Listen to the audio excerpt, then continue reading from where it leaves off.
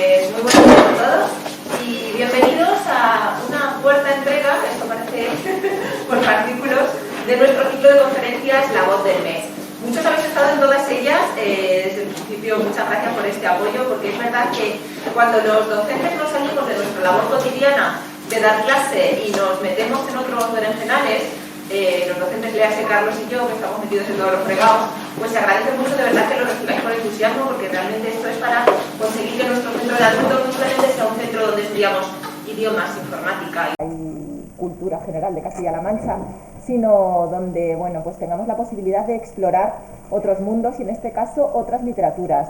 Este año este curso lo estamos haciendo gracias a una idea brillante que tuvo Carlos, que fue la de organizar estas sesiones de La Voz del Mes, un poco con la intención de que diésemos a conocer a voces literarias que proceden de otros entornos, es decir, además mujeres de otras literaturas. Hemos tenido distintas entregas. La primera fue sobre Alfonsina Storni, que la recuerdo además yo esa conferencia con muchísimo cariño, porque fue al principio, no sabíamos cómo se iba a desarrollar y todo muy bien. Después tuvimos otra sobre poetas alemanas, si recordáis. Hemos tenido otra sobre la de Luis Collet, que estaba vinculada al centenario de Flaubert. Y ahora esta cuarta entrega nos vamos a centrar en la poeta chilena Gabriela Mistral. Muchos la conocemos como gran pedagoga, como ganadora del premio Nobel, pero hay toda una labor social y literaria en torno a ella, pues bastante interesante, que ahora Carlos nos va a desgranar. La estructura, como sabéis, es la misma de todas las charlas. Carlos dará la parte, el cuerpo teórico, y yo al final de la charla, vamos a intentar acabar, eso sí, a las 11 como mucho, leeré 3-4 poemas que han sido seleccionados y que tienen que ver un poco con la vertiente sentimental o amorosa de la literatura de Gabriela Mistral, por aquello de que ha sido el 14 de febrero y que nos queremos todos mucho. Entonces, bueno, pues esa es un poco la idea, la estructura de la charla, y le doy ya paso a Carlos. Bueno, pues buenos días a todos, gracias por venir a estas horas intempestivas, ya lo digo, y bueno, pues hoy vamos a hablar de Gabriela Mistral, ¿de acuerdo? Voy a ser un poco más breve que otras veces, entre otras cosas, bueno, primero porque nos ha comido un poco el tiempo, y en segundo lugar porque realmente hablar sobre la vida de Gabriela Mistral no creéis que es sencillo. Es decir, era una persona muy celosa de su intimidad, conocemos muy poco, de lo que conocemos mucho tenemos que basarnos casi en reflexiones esotéricas sobre qué quiso decir aquí, qué hizo aquí, y es decir, cosas bastante, lo vamos a ver ahora concretamente. Y de hecho, los problemas ya con Gabriela Mistral empiezan hasta en el sitio donde nació, ¿de acuerdo? Ella nació en un sitio que se llamaba La Unión, que antes se había llamado Las Barranquillas, y que hoy en día no se llama La Unión ni Las Barranquillas, ¿de acuerdo? Se llama, ¿cómo es? Pisco Elqui, ¿de acuerdo?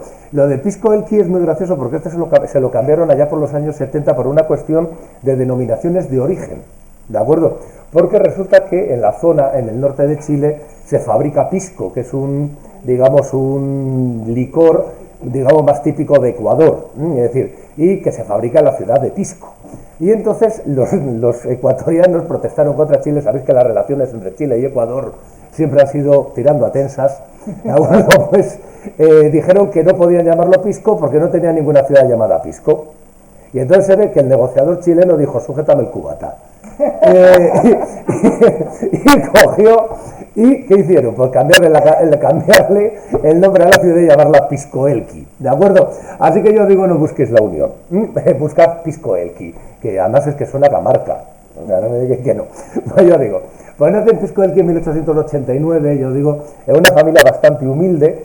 Ella de hecho va a ser la segunda hermana, luego tendrá otro hermano más joven, y tenía una medio hermana. A ella no le gustaba esta expresión, a mí tampoco, es decir, que era hija de su madre de una relación anterior, no sabemos si matrimonio o simplemente arrejuntamiento o qué había sido, ¿de acuerdo? Esto era bastante normal en la época, ¿de acuerdo?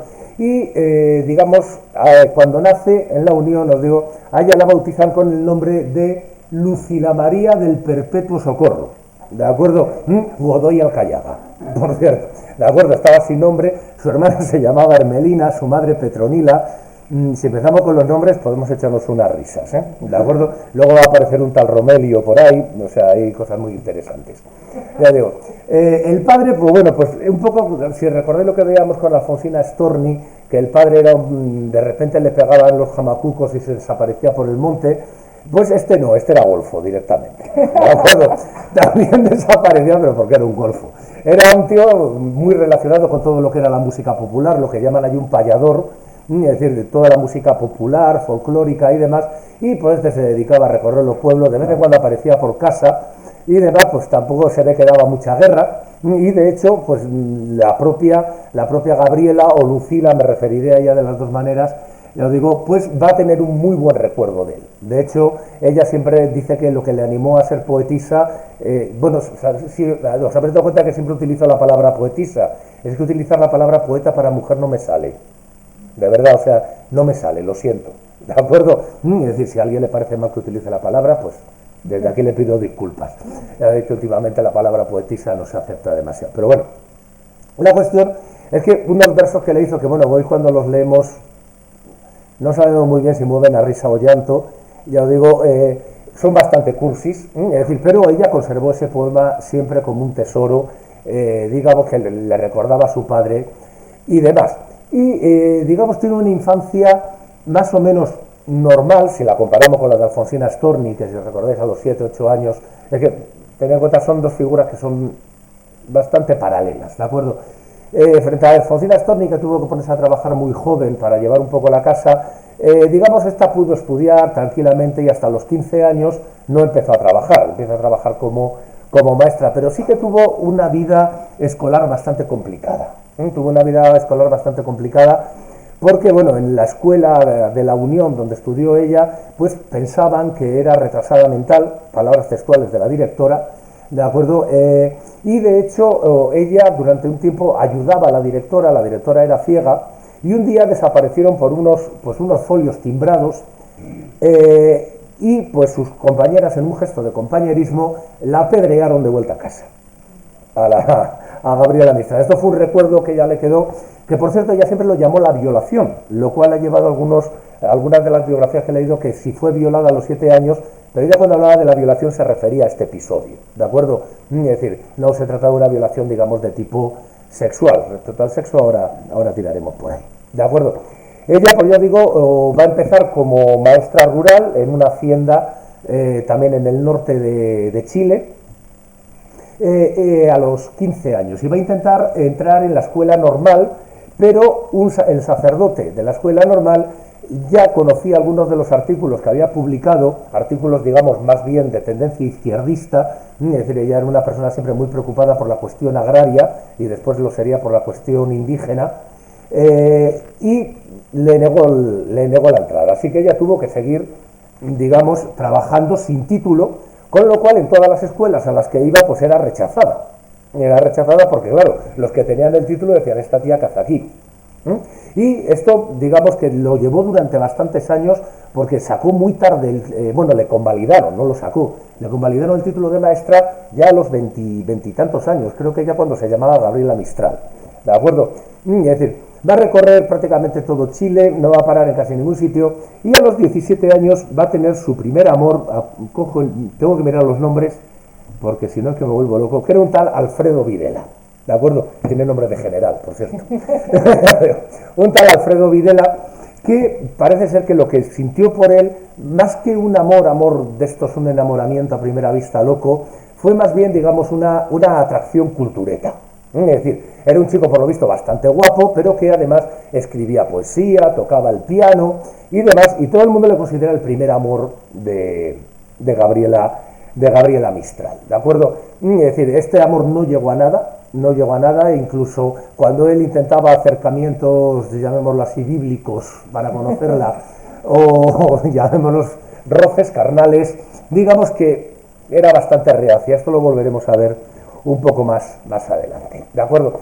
Ella sigue trabajando, ya digo, y llega un momento en que a ella la desplazan a la zona de Magallanes, es decir, el sur de Chile, pegando ya con la Antártida, como decían por ahí, donde Cristo dio las 3 voces, ¿de acuerdo? Una región prácticamente deshabitada, y que vivía concretamente de las concesiones del gobierno de tierras. Es decir, unas concesiones que, por cierto, se quedaban habitualmente los ingleses. Es decir, era una zona habitada prácticamente solo por ingleses, a los cuales se les daba una concesión, pues nada, de una tontería, de 116.000 hectáreas. ¿De acuerdo? O sea, no les daban un huertito para unas coles. O sea, 116.000 hectáreas, para que os hagáis una idea, es la superficie aproximada de unos 200.000 campos de fútbol. Supongo que esto se ha aclarado muchísimo, como a mí, cuando me dicen que en un incendio se ha quemado lo equivalente a 60 campos de fútbol. Dije, pues vale. Ya me cuesta imaginarme uno, imaginar 60. Pues yo digo, no digo 200.000, ¿no? Pues yo digo, o sea, propiedades absolutamente enormes de ingleses que, como suele ser habitual en los ingleses, y en esta época lo era más todavía, no se integraban en la sociedad. Es decir, ellos tenían sus propias comunidades, educaban a sus hijos con sus institutrices en casa, y realmente ahí en Magallanes, para lo que le va a valer, porque no consiguió desaznar a un solo inglés, ya digo, para lo que le valió fue más que nada para conocer un poco la situación de las poblaciones indígenas, ¿de acuerdo? Ten en cuenta, las poblaciones indígenas, los mapuches, etcétera, fueron, tanto en Argentina como en Chile, fueron exterminados sistemáticamente por los gobiernos, ¿de acuerdo? Es decir, cuando pensamos en los indios norteamericanos y los ingleses, deberíamos pensar un poquito también en Chile y en Argentina, porque las que liaron fue... Los ingleses también. No, los españoles. Ahí, bueno, los criollos, perdón. Los criollos. Ahí, además a principios del siglo XX, es decir, sobre todo la población mapuche la dejaron absolutamente... Y ahí es donde ella va a empezar a darse cuenta. Ella ya era una persona muy relacionada con la tierra, es decir, para ella siempre la agricultura era, digamos, el colmo de la felicidad. De hecho, ella siempre va a buscar casas que tengan un huerto. Y no plantaba flores, lo que plantaba era plantas, hierbas, no comida exactamente, o sea, hierbabuena, menta, cosas de este tipo que le recordasen el olor de la tierra. Es decir, una persona muy ligada a eso. Y estas poblaciones indígenas que vivían ligadas precisamente a la tierra, pues para ella van a ser, digamos, algo así como el colmo de la maravilla, ¿no? ¿Qué pasa? Que esto también coincide un poco con ese modernismo que tenemos a finales del siglo XIX, principios del XX. Ten en cuenta que el modernismo en Hispanoamérica fue el equivalente de nuestro romanticismo, ¿de acuerdo? Esa vuelta al pasado, la vuelta a las raíces, la vuelta a unas sociedades más sencillas y demás. Y digamos que esto se va a centrar sobre todo en el indigenismo, en lo que es América. Bueno, ella se tira ahí bastante tiempo y ahí va a conocer a una persona que es Laura Rodig, que se va a convertir en su secretaria. ¿De acuerdo? En principio su secretaria. Era una escultora, van a tener una relación de amistad bastante profunda, van a convivir, y de hecho cuando a ella le dan el cargo de directora del Liceo Femenino de Santiago de Chile, se la lleva, es decir, se la lleva de secretaria. Esto lógicamente despertó todos los comentarios que os podéis imaginar, ¿de acuerdo? Vosotros pensáis que en esta época, si la homosexualidad masculina estaba mal vista, la homosexualidad femenina mucho peor, ¿de acuerdo? ¿Por qué? Porque, bueno, si dos hombres se juntaban, pues bueno, pues había otras dos mujeres que me podían tocar a mí. Pero claro, si dos mujeres se juntaban, te quedabas sin ninguna, ¿de acuerdo? Y eso era una amenaza tremenda, ¿de acuerdo? Es decir, ya sabéis que el tema del lesbianismo es un tema bastante escurridizo, es decir, porque cuando no se les ha echado la culpa hasta de la sequía, digamos, se tiende, por el contrario, digamos, a una alabanza excesiva, incluso a considerar casi un quinto estado de la materia, ¿de acuerdo? El lesbianismo. Sí, no, es cierto, es cierto. Es cierto. Yo, por ejemplo, en el taller de cine he estado viendo algunos artículos, digamos, de crítica de cine escrita por lesbianas, y realmente plantean eso, que la visión lésbica es totalmente distinta, la masculina, la femenina y la homosexual masculina. Claro, por eso digo lo del quinto estado de la materia, o sea, no, que sé lo que digo, ¿de acuerdo? Ya veo, si Gabriela Mistral fue o no fue lesbiana es algo que a mí me trae, francamente, sin cuidado, ¿de acuerdo? Es decir, creo que es algo que no nos tiene que importar. Tener en cuenta que en esta época era más habitual de lo que nos pensamos. Recordad que, por ejemplo, ya con Alfonsina Storni se comentó un poquito, parece ser que de lesbiana tenía poco, pero, por ejemplo, también con personajes como Virginia Woolf o gente de este tipo, también se hablaba de su lesbianismo. Sí, no, pues yo qué sé. ¿de acuerdo? Y ahora tampoco lo vamos a saber, por mucho que queramos aquí lucubrar, pues esto son cosas para nosotros. La cuestión es que sí que es cierto que por esta época, cuando conoce a Laura, aparece el tal Romelio, es decir, Romelio Urieta. Romelio Urieta, que era un señor de clase media, le habían dado un trabajo en el ferrocarril para que el pobre hiciera algo. Es decir, porque por lo visto no era muy de trabajar el chico, ¿de acuerdo? Y pues parece ser que anduvo detrás de Gabriela Mistral. Bueno, Gabriela Mistral, por cierto, que era, para que os hagáis una idea, era una mujer que en los años 20 medía cerca de 1,75 m, ¿de acuerdo? Tenía los ojos verdes, una mujer muy llamativa, aunque solo fuera por el tamaño, ¿de acuerdo? Es decir, y llamaba bastante la atención de los hombres, ¿de acuerdo? Y parece ser que este Romelio Urieta, pues anduvo detrás de ella. Y un día, catapum, se suicidó. Y cuando unos años después, Gabriela Mistral, bueno, ya es Gabriela Mistral, ya se ha puesto el nombre, ahora veremos de dónde sale ese nombre, cuando Gabriela Mistral gana los Juegos Florales con los sonetos a la muerte, dicen, esto se los dedicaste tú al Romelio. Y entonces, claro, a ella le venía muy bien. Y dijo, sí, al Romelio. Pero si se suicidó por ti, hombre, claro. ¿De acuerdo? Y ahí quedó la historia hasta que ya en los años 40, pues ya os digo, casi 30 años después, ya ella dijo, bueno, no, Romelio la verdad que se suicidó por otras cosas, no tenía nada que ver conmigo. ¿Por qué se había suicidado Romelio? Pues porque resulta que un amigo le había pedido un préstamo y él lo sacó de la caja del ferrocarril. Y como vio que le iban a pillar, el tema este de la deshonra económica, y demás, que lo comentamos, por ejemplo, cuando lo de Flaubert, el tema de la deshonra económica era algo que no se podía tolerar en este tipo de sociedades tan burguesas, y se voló la cabeza de un tiro, ¿de acuerdo? Pero es uno de los mitos que han acompañado siempre a Gabriela Mistral, el tal Romelio, ¿de acuerdo?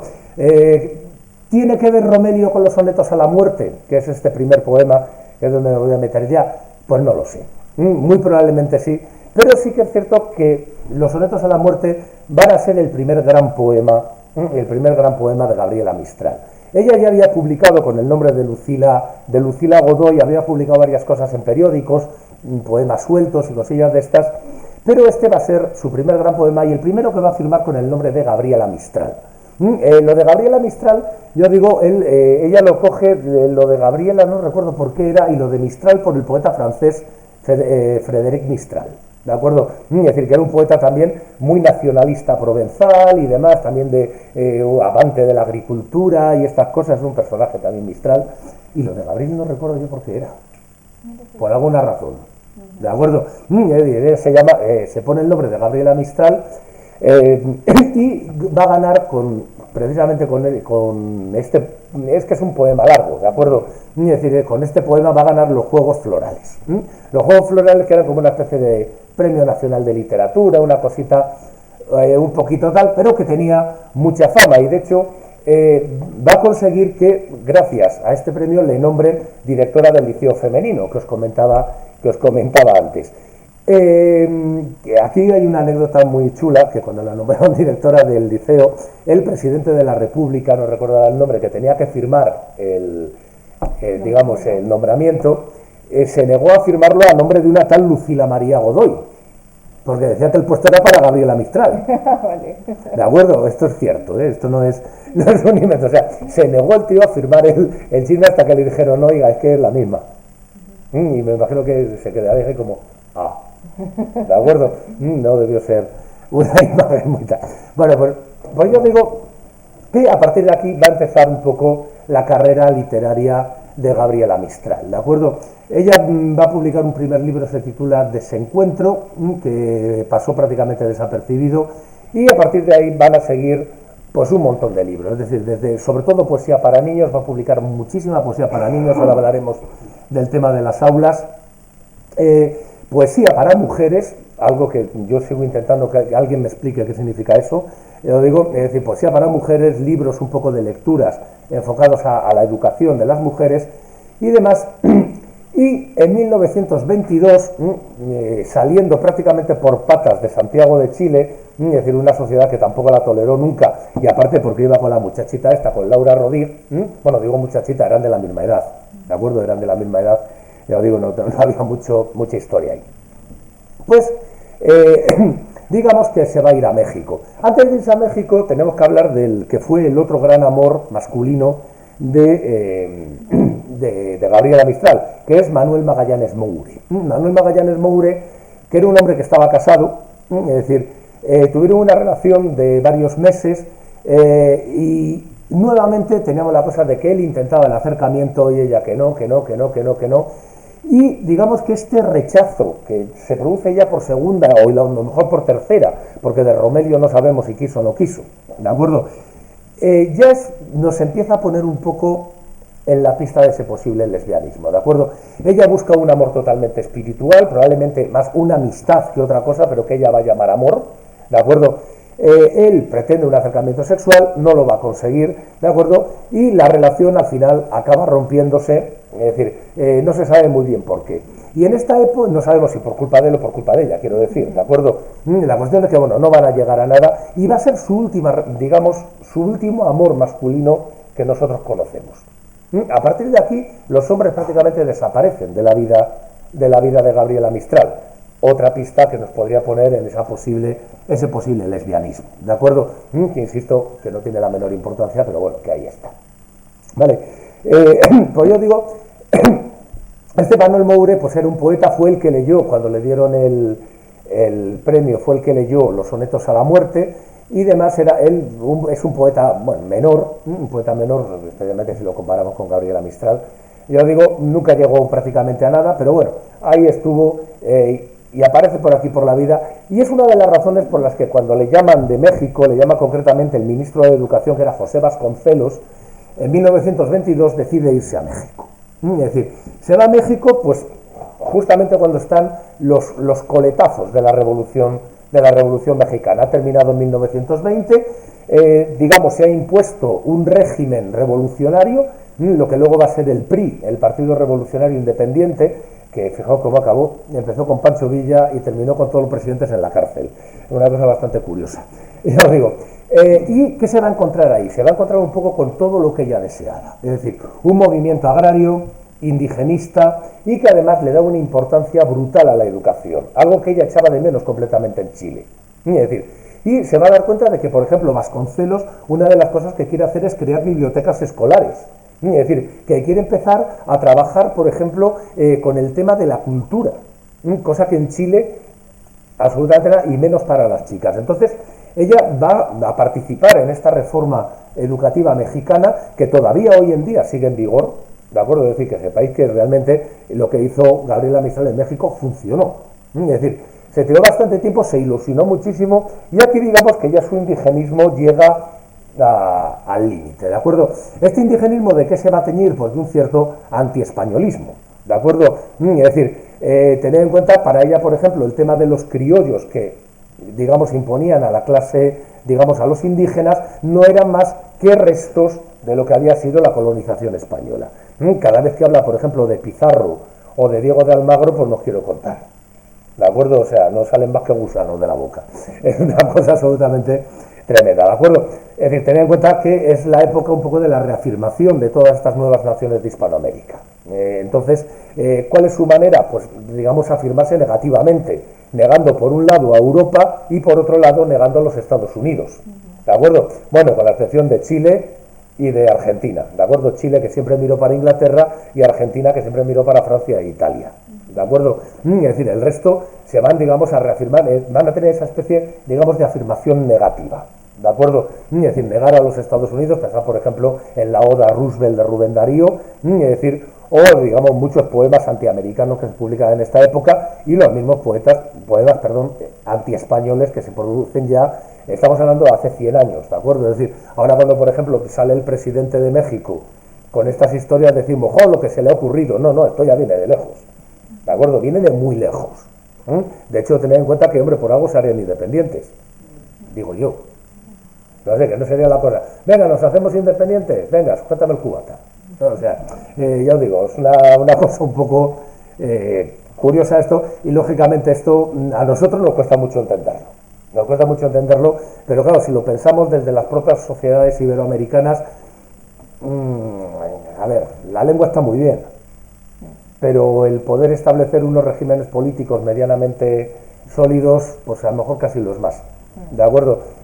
Bueno, y pues a partir de aquí, yo digo, se radicaliza políticamente Gabriela Mistral, y en Chile, que va a haber una sucesión de gobiernos bastante conservadores, es decir, casi podríamos decir algunos protofascistas, pues digamos, como ya es un personaje público, ha publicado el primer libro, Desolación, está a punto de publicar, bueno, su primera obra maestra, ¿de acuerdo?, que es Desolación, está a punto de publicar, o lo publica a finales de los años 20, Tala, que es para mí quizás su mejor libro, ya os digo, es decir, pues en Chile no pueden aceptar que un personaje público tire por donde tire y que encima parezca lesbiana, eso ya...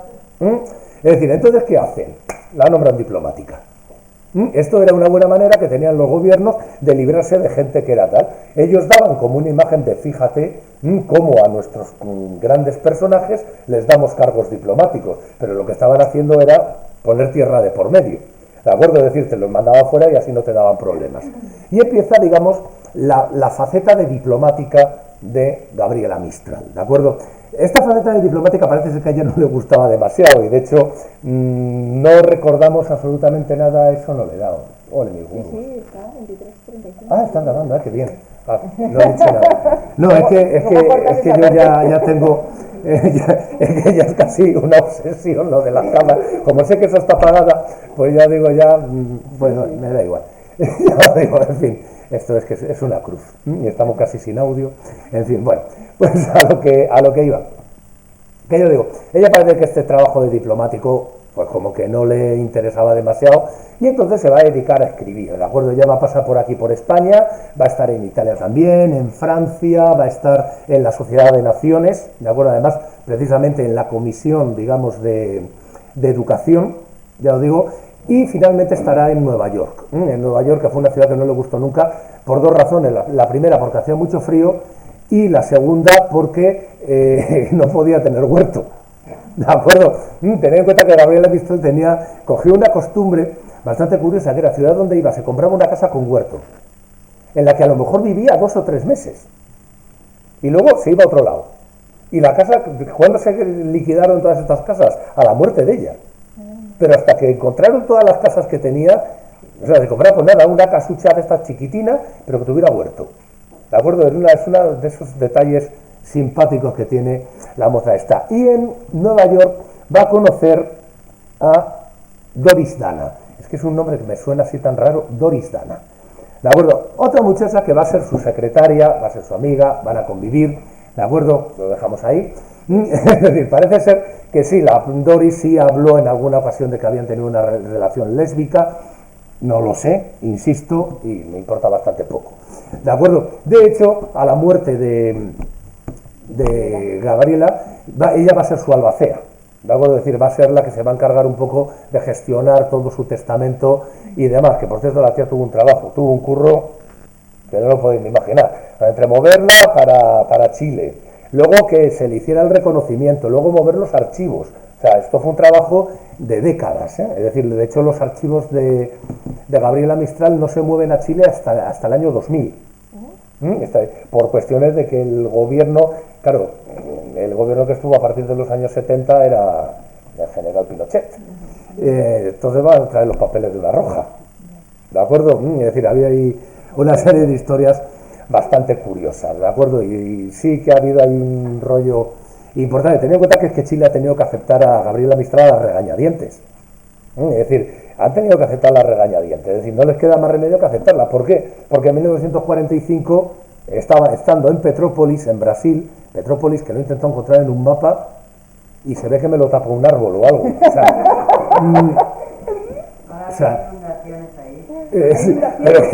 O sea que existe, ¿no? Existe. Es que ya Petrópolis me suena, no sé, suena como a ciudad de Superman. Y ya digo, no consigo encontrarlo en un mapa, ¿de acuerdo? A lo mejor que ahora se llama de otra manera, también puede ser, ¿de acuerdo? Pues el Petrópolis ahí es donde le pilla la noticia del Nobel, ¿de acuerdo? Un Nobel que le dan un poco por la calidad de toda su poesía, etcétera, su recuperación de las formas tradicionales, y no sé cuántas más cosas. Ya sabéis que los motivos del Nobel cogen al autor y dicen, venga, tienen ya una plantilla y se les pone lo mismo a todos, ¿de acuerdo? Es decir, bueno, creo que a Beckett y a Cela no le pusieron lo de los valores humanos y demás. Pero bueno, claro, Beckett, contaba una anécdota de los Nobel. ¿Sabéis que Beckett, cuando le dieron el premio Nobel, tardaron 3 días en encontrarle para decírselo, y lo encontramos borracho en un parque? ¿De acuerdo? Es que era un personaje. Este sí que era, joder, qué persona humana. Yo digo, Thomas Beckett. Samuel Beckett, perdón, Thomas Beckett era otro. Sí. Pues yo digo, pues yo digo, le coincide el premio Nobel, que el premio Nobel le va a pillar en una época muy mala, porque resulta que acaba de morir su sobrino, Gin, como le llamaban, se llamaba José Aurelio. Su sobrino, sí, los nombres ya sabéis, su sobrino José Aurelio, que creo que se suicidó con 18 años o por ahí, ¿de acuerdo? Pero parece ser que este sobrino era como el sobrino de Alfonsina Storni. Amigos, ¿recordáis que, digamos, ella tuvo un hijo y lo hacía pasar por su sobrino? Pues parece ser que en este caso estamos un poco en lo mismo, ¿de acuerdo? Estamos un poquito en el mismo caso, es decir, de un hijo tenido o sin pareja, bueno, sí, con pareja, pero no legal, nos entendemos, ¿de acuerdo? Es decir, un hijo, digamos, ilegítimo, es que no me gusta esa expresión de ilegítimo, ¿no? O hijo natural, ¿sabes? Todos los hijos son naturales, ¿no? No me gustan este tipo de expresiones, entonces como que me tengo que inventar otras que luego son peores, pero ¿qué vamos a hacer? Pero bueno, parece ser que era hijo suyo, es decir, parece ser que eso, por lo menos Doris Dana es lo que nos dice, es decir, y es digamos una persona de la que nos podemos fiar, ¿de acuerdo? No, como por ejemplo, no leáis biografías de Gabriela Mistral, ¿de acuerdo? Son vidas de santos. O sea, son vidas de santos, es decir, y entonces después de resucitar al muerto se fue a dar clase, o sea, es una cosa, son una vez que dices, madre mía, o sea, esto de intentar lavarla, y acaban lavándola tanto que la desgastan, ¿de acuerdo? Es decir, es una cosa que pasa mucho con este tipo de personajes que son un poquito controvertidos, cuando intentas salvarlos es que acabas desgastándolos. ¿De acuerdo? ¿Te acuerdas cuando hablábamos de Luis Collet? Luis Collet, lo mismo, por ejemplo, recuerda que hablábamos de una de las biografías que lo que hacía era, como no podía salvarla a ella, pues atacaba a Flaubert. Y de, bueno, ¿y esto qué viene? ¿De acuerdo? En fin, pues con Gabriela Mistral pasa un poco lo mismo, ¿de acuerdo? Que sí que hay, digamos, una especie ahí de mito bastante grande. ¿Por qué? Porque realmente la figura de Gabriela Mistral va incluso más allá de su poesía. Es decir, su poesía hoy en día es una poesía que nos resulta un tanto pesadita, las cosas como son, ¿de acuerdo? De hecho, hoy, para que os hagáis una idea, que a mí esto ya sí que me estremece, es decir, la recordamos sobre todo por su poesía infantil. ¿De acuerdo? Es decir, es una poesía tremendamente formalista, una poesía muy basada en todo lo que es la poesía tradicional, la cultura popular, ¿de acuerdo? Y que realmente muchas veces acabáis de la rima senía, o sea, es que es una y otra y miles. Es un poquito cansina a veces, ¿de acuerdo? Luego es una poesía que pretende ser tan sencilla que acaba siendo tremendamente artificial, ¿de acuerdo? Es una poesía que hoy en día, digamos, el tiempo le ha pasado bastante por encima. ¿Por qué? Porque, por ejemplo, a diferencia de Alfonsina Storni, que Alfonsina Storni sigue teniendo hoy en día, digamos, una vigencia, Gabriela Mistral, lo de las vanguardias, no. No. O sea, mientras Alfonsina Storni, digamos, adoptó ciertas cosas, digamos, para su obra, modificó hasta cierto punto su manera de hacer poesía, Gabriela Mistral dijo, esto es un horror, cuando leyó la primera poesía futurista, surrealista, esto es un horror.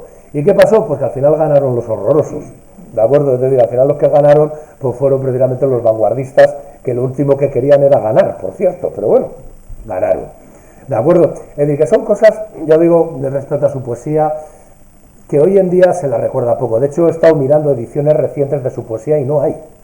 No hay. Hay poquísimas. Es decir, creo que hay una en cátedra y poquito más. O sea, hay lo mínimo. Más que nada para decir, oye, que es un premio Nobel. ¿De acuerdo? Es decir, por la cosa de que es un premio Nobel, yo creo que se la publica un poquito más. Si no, prácticamente sería una poetisa olvidada. Estoy hablando de fuera de Chile. ¿De acuerdo? Estoy hablando de fuera de Chile.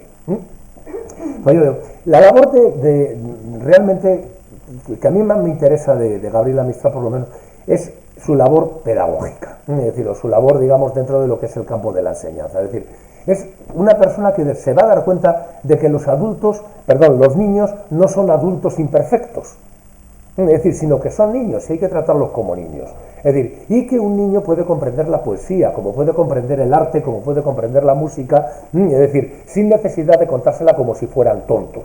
Es decir, y de ahí es de donde viene un poco esa importancia. De hecho, pensad en una cosa, en 1947, creo recordar que fue el año, ella hace el primer esbozo de los derechos del niño, que luego publicaría la UNICEF unos años más tarde. Ella establece 7 derechos, algunos muy curiosos, como por ejemplo el derecho a nacer en un régimen político que le proteja.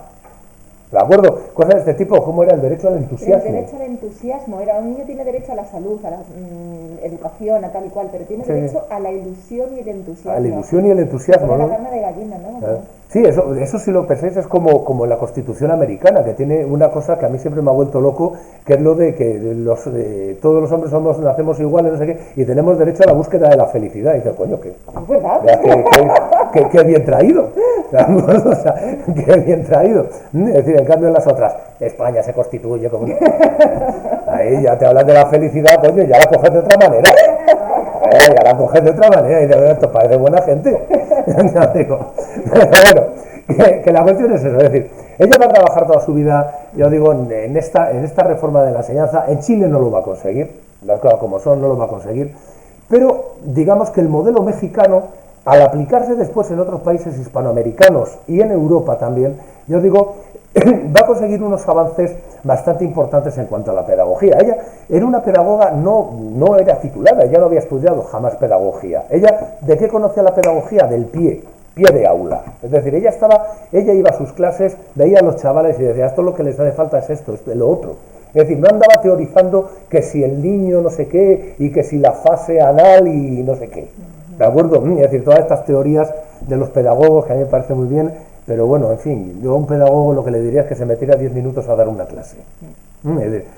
No, es que al chico hay que motivarlo, vale, métete, lo motivas y ya entro yo. Es decir, yo es lo que siempre les diría a los pedagogos, ¿de acuerdo? Es decir, y creo que conmigo está casi el 90% de mis colegas. Ya lo digo, pero bueno, es decir, el tema es ese, es decir, que realmente su trabajo va a ir por ahí, ¿de acuerdo? Y creo que eso es lo que más cabe destacar de la figura de Gabriela Mistral. ¿Por qué? Porque su poesía, insisto, hoy en día ha quedado muy anticuada, podemos decir, y su prosa parece que estáis viendo un programa de tango en la radio, ¿de acuerdo? Que si el vientre del salitre asciende por el fondo mineral de la madera, que dices, ¿qué leche me ha querido decir? ¿De acuerdo? O sea, este tipo de expresiones bastante disparatadas, ¿no? Es decir, y muchas veces dices, joder, es un poco aburrida. ¿De acuerdo? Eso hay que reconocérselo a la muchacha. Gran mérito, a ver, que es la segunda persona hispanoamericana que gana un Nobel y la primera mujer latinoamericana y única hasta hoy día que ha ganado un premio Nobel. Esto no es ninguna tontería, que estamos hablando de muchos países. ¿De acuerdo? De acuerdo que con el premio Nobel podemos estar más de acuerdo, menos de acuerdo, nos puede parecer un premio más digno, menos digno, pero, hombre, no se lo dan a cualquiera. Esto como el beso de la española. ¿De acuerdo? O sea, no se lo dan a cualquiera, algo hay que hacer, para que te lo den. ¿De acuerdo? Es decir, y ya lo digo, es una poetisa, es interesante volver a ella, pero si me permitís el consejo, no os quedéis demasiado. ¿De acuerdo? Leed un poquito por encima, conoced su obra, pero realmente es una autora, insisto, que hoy en día se ha visto superada. Probablemente cualquier escritor actual está muy por encima de ella. ¿De acuerdo? Pero bueno, que es una mujer que tiene ahí un montón de méritos, yo digo, ese americanismo, ese indigenismo, ese compromiso político, ¿de acuerdo? Ese compromiso social que va a tener con la educación. Esas son de esas cosas que hay que mantener. Y cedo la palabra a mi compañera y sin embargo amiga, Lidia.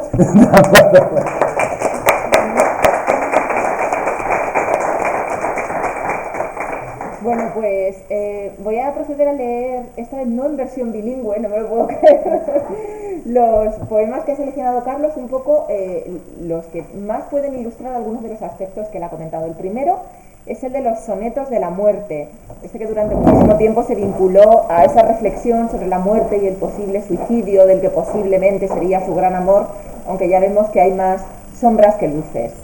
Los sonetos de la muerte.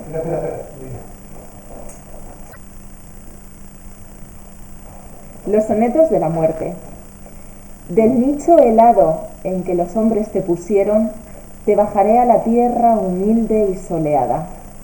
Que he de dormirme en ella, los hombres no supieron, y que hemos de soñar sobre la misma almohada.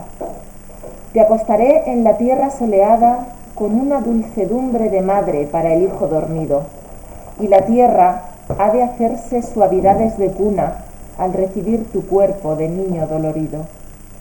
Luego iré espolvoreando tierra y polvo de rosas, y en la azulada y leve polvareda de luna los despojos livianos irán quedando presos. Me alejaré cantando mis venganzas hermosas, porque a ese hondor recóndito la mano de ninguna bajará a disputarme tu puñado de huesos. El siguiente poema se llama Amo, Amor. Amo no de que yo amo el amor, No, sino de dueño y señor dueño y señor. ¿no? Amo, amor. Anda libre en el surco, bate el ala en el viento, late vivo en el sol y se prende al pinar. No te vale olvidarlo como el mal pensamiento, le tendrás que escuchar. Habla lengua de bronce y habla lengua de ave, ruegos tímidos, imperativos de mar. No te vale ponerle gesto audaz, ceño grave, lo tendrás que hospedar.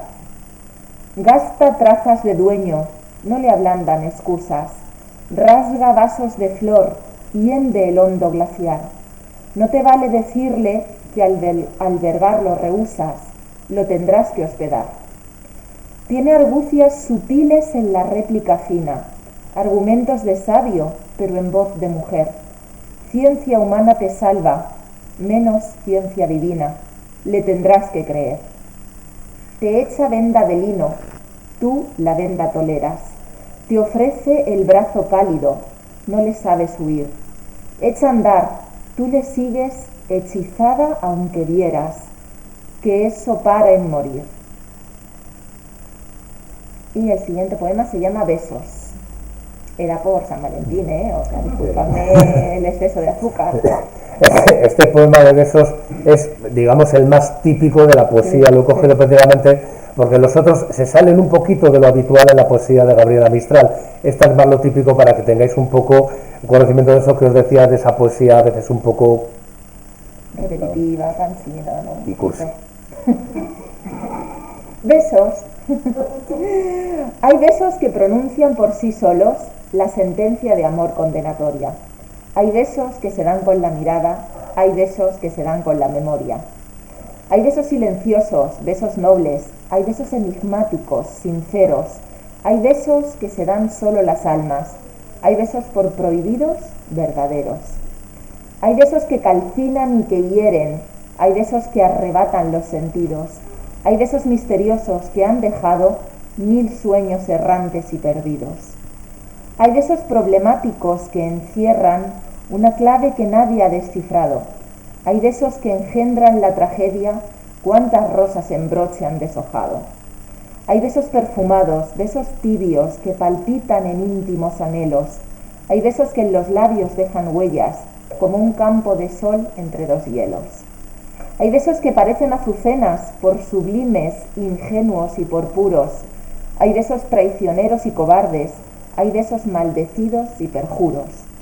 Judas besa a Jesús y deja impresa en su rostro de Dios la felonía, mientras la Magdalena con sus besos fortifica piadosa su agonía. Desde entonces en los besos palpita el amor, la traición y los dolores. En las bodas humanas se parecen a la brisa que juega con las flores. Hay besos que producen desvaríos de amorosa pasión ardiente y loca. Tú los conoces bien, son besos míos, inventados por mí para tu boca. Besos de llama que en rastro impreso llevan los surcos de un amor vedado, besos de tempestad, salvajes besos que solo nuestros labios han probado. ¿Te acuerdas del primero? Indefinible, cubrió tu faz de cárdenos sonrojos, y en los espasmos de emoción terrible llenáronse de lágrimas tus ojos. ¿Te acuerdas que una tarde en loco exceso te vi celoso imaginando agravios? Te suspendí en mis brazos, vibró un beso, ¿y qué viste después? Sangre en mis labios. Yo te enseñé a besar, los besos fríos son de impasible corazón de roca. Yo te enseñé a besar con besos míos, inventados por mí para tu boca.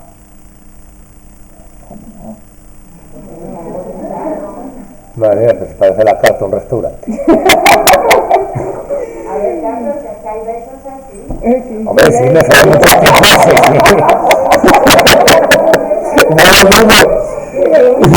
No, pero madre, yo creo que con 4 o 5 nos hacemos como la idea. Vamos con el último ya, chicos. Yo canto lo que tú amabas. Este está bien. No mediatices. Yo canto lo que tú amabas, vida mía, por si te acercas y escuchas, vida mía, por si te acuerdas del mundo que viviste, al atardecer yo canto, sombra mía. Yo no quiero enmudecer, vida mía, ¿cómo sin mi grito fiel me hallarías? ¿Cuál señal, cuál me declara, vida mía? Soy la misma que fue tuya, vida mía, ni lenta ni trascordada, ni perdida. Acude al anochecer, vida mía, ven recordando un canto, vida mía. Si la canción reconoces de aprendida y si mi nombre recuerdas todavía. Te espero sin plazo ni tiempo, no temas noche, neblina ni aguacero. Acude con sendero o sin sendero, llámame a donde tú estés, alma mía, y marcha recto hacia mí, compañero.